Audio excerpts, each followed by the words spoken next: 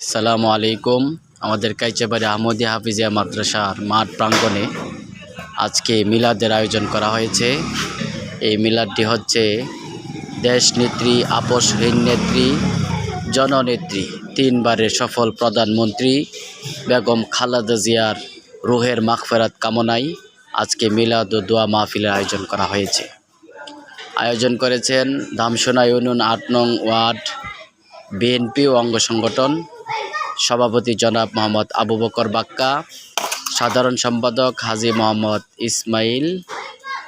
ইসমাইল পালোয়ান সাহেব। এই যে অত্যন্ত সুন্দর আয়োজন, এই যে ওদিকে খাবার পাকানো হচ্ছে, বাদ আসর মিলাদ শুরু হবে ইনশাল্লাহ। যারা শুনতে পাচ্ছেন আপনাদের দাওয়াত। মাদ্রাসায় কোরআন খতম হয়েছে আমাদের হেফজখানায়। দেশনেত্রী বেগম খালেদা জিয়ার জন্যে ওনার রুহের মাগফিরাত কামনায় কোরআন খতম হয়েছে।